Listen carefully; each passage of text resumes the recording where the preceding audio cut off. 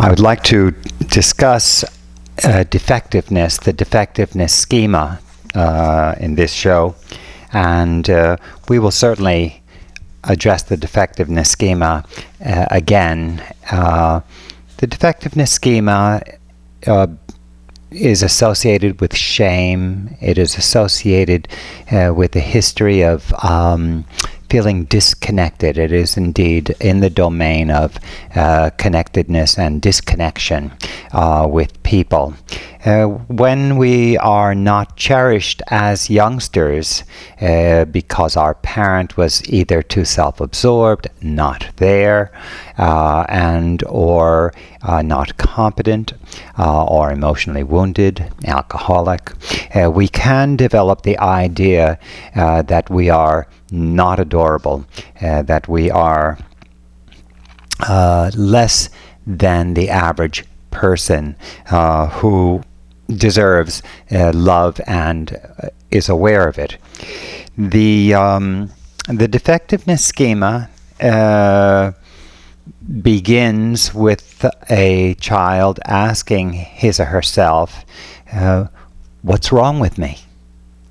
Just that question is indeed the beginning of the defectiveness schema. The schema is a mental pattern, a conception. The child is exposed to a situation which leaves her or him with the impression that there may be something wrong with them, with him or her.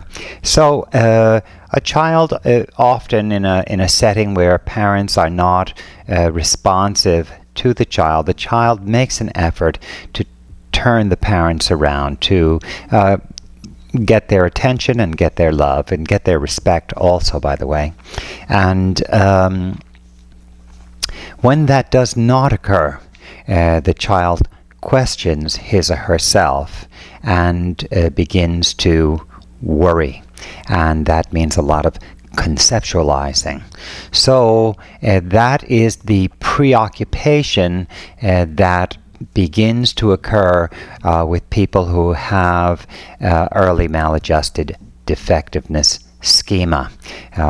They're distracted, they go to school, and it's not that they are not occupied. They are indeed occupied in school, but they are preoccupied with worry and they cannot pay attention.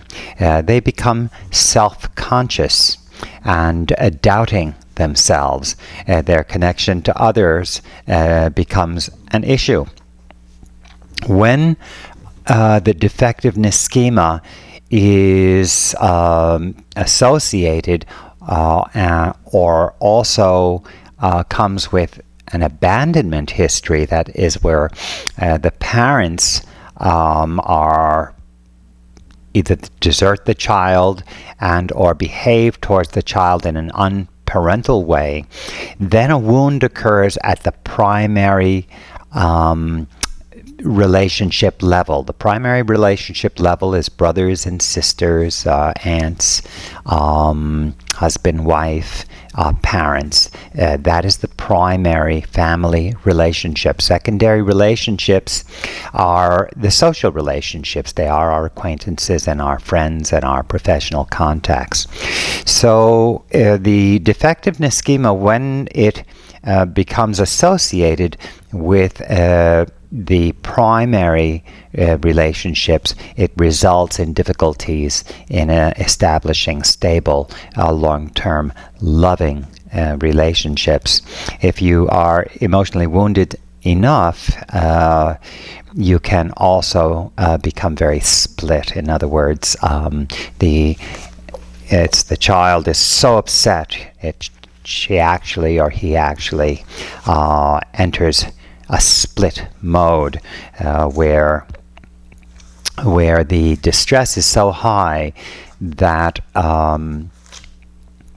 the conceptualizing, the child creates identities to deal with that level of stress. They become somebody in terms of that stress. So when the defectiveness schema is triggered, in our adult years, we can shift in our mode and regress unaware. We shift our state of being, and we are in a childlike regress condition, traumatized childlike regress condition, and the values shift also. So you can be, so to speak, not yourself if you have this defectiveness schema, and also associated with the abandonment schema, the desertion schema. It becomes very serious. So it's not that you're not only loving or unlovable, you feel unlovable, there is the horror also of desertion. And so the other situation that can occur with the defectiveness schema is that it becomes associated with social anxiety, and we have a disconnection in our social milieu. So in that situation, we are at times very self-conscious. We are preoccupied by the way that we are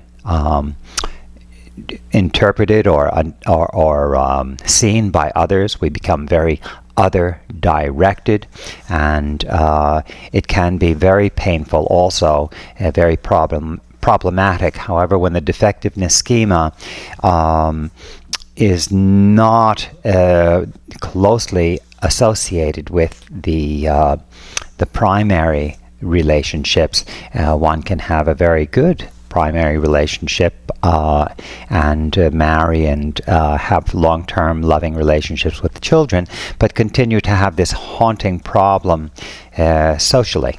So it's a very difficult schema. It is indeed shame-based and painful. What is so important to understand is that the shame base is essentially memory. Yes, there are things that occur in our day-to-day life that elicit shame from us. However, what it is that the schema is self-fulfilling, and that sense of being shamefully yourself, not really wanting to be yourself, haunts you, and there's a lot of guilt that can be associated with that. So it's a very tough schema. It's a very tough mental impression to live with. However, a mindfulness-based anxiety reduction has a solution, if you will, and that is that we learn our way out of the schema. The schema was learned.